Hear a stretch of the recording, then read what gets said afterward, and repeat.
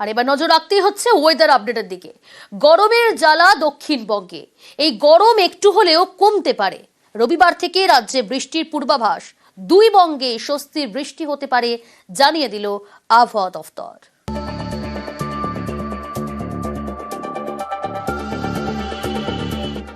March পেরিয়ে April মাস এগোতেই গরমের অস্বস্তি বাড়ছে। এরই মধ্যে স্বস্তির বৃষ্টিতে ভিজতে পারে বাংলা, জানিয়ে দিল আবহাওয়া দপ্তর।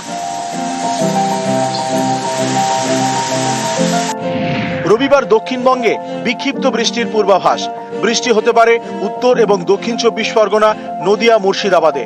সোমবার দক্ষিণবঙ্গের সব জেলায় দমকা হাওয়ার সঙ্গে বিক্ষিপ্ত বৃষ্টির পূর্বাভাস।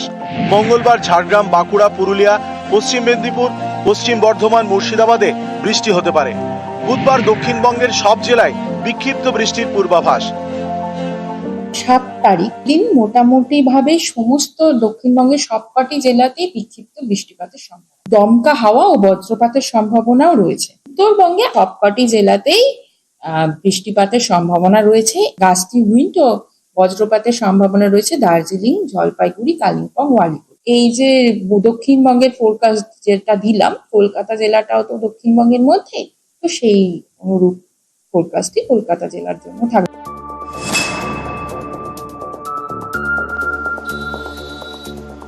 চাঁদিফাটা গরম ঝাড়গ্রামে।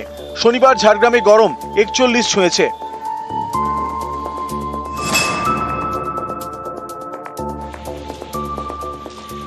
বাঁকুড়ায় 40 ছুঁই গরম। শনিবারের সর্বোচ্চ তাপমাত্রা 39.9। গরম থেকে রেহাই পেতে পারে দক্ষিণবঙ্গ। রবিবার থেকে স্বস্তির বৃষ্টিতে ভিজতে পারে বাংলা। নিউজ 18 বাংলা। জলের পাইপ ফেটে বিপত্তি, নকশালবাড়ির গ্রামে জলকষ্ট চরমে। অভিযোগ, রাস্তার কাজ চলার সময় ফেটে যায় জলের পাইপ, আর এর থেকেই দুর্ভোগ শুরু।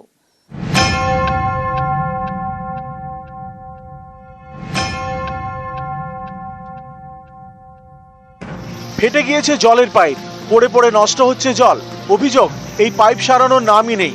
তাই নকশালবাড়ির গ্রামে চরম জল কষ্ট। কল থেকে জল পড়ে না। শিলিগুড়ির নকশালবাড়ি, এখানে মনিরাম গ্রাম পঞ্চায়েতের কেটুগাবুর জোত। এখানে বাড়ি বাড়ি পৌঁছেছে জলের লাইন, বসেছে কল। সেই কল থেকে জলও পড়তো, কিন্তু মাসখানেক আগে থেকে দুর্ভোগের শুরু। কেটুগাবুর জোতে শুরু হয়েছে নতুন রাস্তা তৈরির কাজ। অভিযোগ, সেই কাজের সময় ফেটে যায় জলের পাইপ।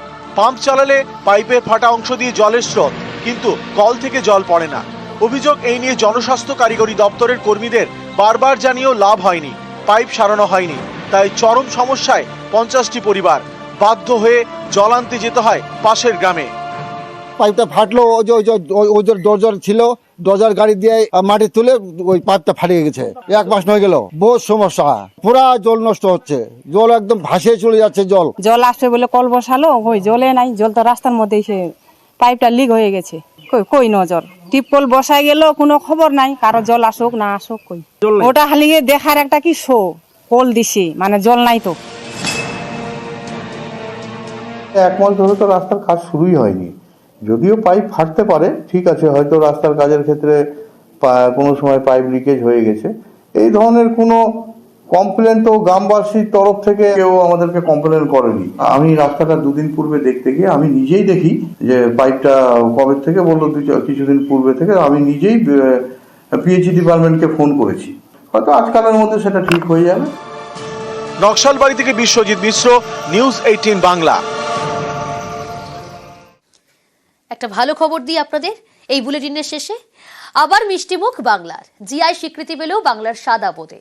কামারপুকুরের বিখ্যাত মিষ্টি সাদা বোঁদে, মতিচুরের লাড্ডু, ছানা বড়ার পর জিআই স্বীকৃতি পেল সাদা বোঁদে।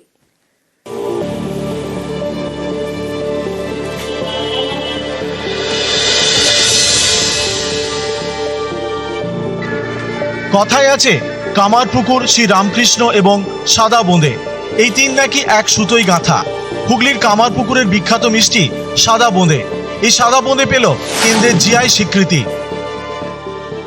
ঠাকুরের খুব প্রিয় ছিল, ঠাকুর এবং সারদা মায়ের, যার জন্য এখানে সাদা বোঁদে জিআই পেয়ে গেছে এবং আমরা খুব খুশি হয়েছি দোকানদাররা, এবং চাহিদাটা আশা করি বাড়বেই।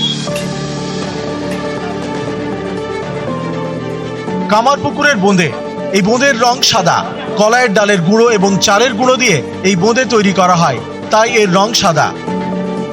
ঠাকুরের জন্মস্থান এবং আমরা এখানকার বাসিন্দা হতে পেরে, এবং ছোটবেলা থেকে কামারপুকুরে সাদা বোঁদে এটা একটা ঐতিহ্য রয়েছে, এবং আমাদের ভারতে কেন অন্য কোনো দেশেতে এই ধরনের মিষ্টান্ন দ্রব্য কিন্তু কামারপুকুরেই পাওয়া যায়, অন্য কোনো দেশে পাওয়া যায় না।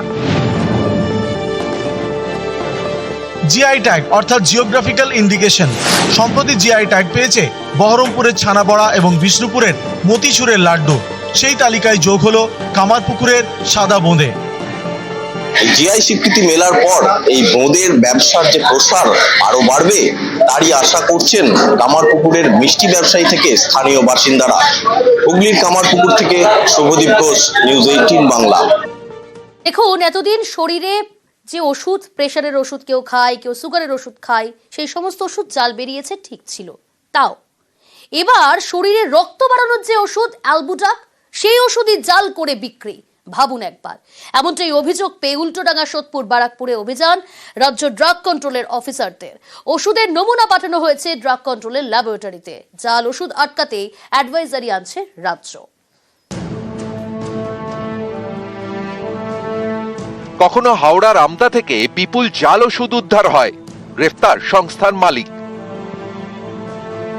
কখনো আবার মেহতা বিল্ডিং, বাগড়ি মার্কেটে অভিযান, সেখান থেকে নমুনা নিয়ে পরীক্ষা। রাজ্য ড্রাগ কন্ট্রোল অফিসারদের নজরে এবার অ্যালবুটাক। শরীরে রক্ত বাড়ানোর জন্য এই ওষুধ কাজে লাগে। অভিযোগ, এই ওষুধই জাল করা হয়েছে, এরপর দোকানে দোকানে বিক্রি। এ নিয়ে নবান্নের নির্দেশের পরেই ময়দানে নামেন ড্রাগ কন্ট্রোলের অফিসাররা। শুক্রবার হানা দেন উল্টোডাঙ্গা, উত্তর 24 পরগনার সোদপুর এবং ব্যারাকপুরে।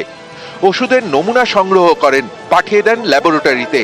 জানা গিয়েছে, যে ব্যাচের ওষুধ নিয়ে অভিযোগ, সেই ব্যাচের ওষুধ তুলে নেওয়া হয়েছে।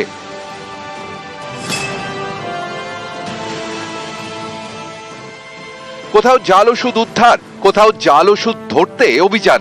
জানা গিয়েছে, জাল ওষুধ আটকাতে আগামী সপ্তাহে অ্যাডভাইজারি জারি করতে চলেছে রাজ্য। সব ওষুধের দোকানের মালিক, ফার্মাসিস্ট, ডিস্ট্রিবিউটর, হোলসেলারদের এর আওতায় আনা হবে। ওষুধ কেনার সময় তারা কোন বিষয়গুলি নজরে রাখবেন তা অ্যাডভাইজারিতে দেওয়া থাকবে। যেমন, প্রতিটি ওষুধের কিউআর কোড স্ক্যান করা, ওষুধের ব্যাচ নাম্বার দেখে অনলাইনে মিলিয়ে নেওয়া, ওষুধ কেনার আগে সংশ্লিষ্ট সংস্থার সম্পর্কে বিস্তারিত ধারণা নেওয়া, যে গোডাউন থেকে ওষুধ আসছে সেই গোডাউনে কখনো অভিযান হয়েছিল কিনা, সংশ্লিষ্ট ওষুধ সংস্থা কখনো ব্ল্যাকলিস্টেড কিনা, লাইসেন্স বাতিল হয়েছিল কিনা, এই সব খোঁজ নিতে হবে। এমনই বেশ কয়েক দফা গাইডলাইন দিতে চলেছে নবান্ন। এ বিষয়ে সম্প্রতি নবান্নে উচ্চ পর্যায়ের বৈঠকও হয়েছে। জাল ওষুধে তদন্ত করতে গিয়ে একের পর এক গুরুত্বপূর্ণ নথি ও তথ্য পেয়েছেন ড্রাগ কন্ট্রোলের অফিসাররা। আর তার মধ্যেই এবার জাল ওষুধ আটকানোর জন্য রাজ্য অ্যাডভাইজারি জারি করতে চলেছে। উদ্দেশ্য একটাই, দোকানদার থেকে শুরু করে হোলসেলাররা এই ওষুধ কেনার সময় যাতে সতর্ক থাকেন। ক্যামেরায় সুমন বোসের সঙ্গে সোমরাজ বন্দ্যোপাধ্যায়, নিউজ 18 বাংলা, কলকাতা। একদিকে জাল ওষুধে নাচেহাল হতে হচ্ছে সাধারণ মানুষকে, অপরদিকে ওষুধের মূল্য বৃদ্ধিতে নাকাল সাধারণ।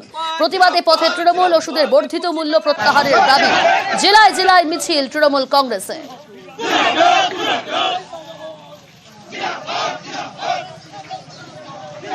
আপনারা জানেন, এই মূল্য বৃদ্ধি করে ডিপিসিও বলে একটি সংস্থা, যেটা কেন্দ্রীয় সরকার।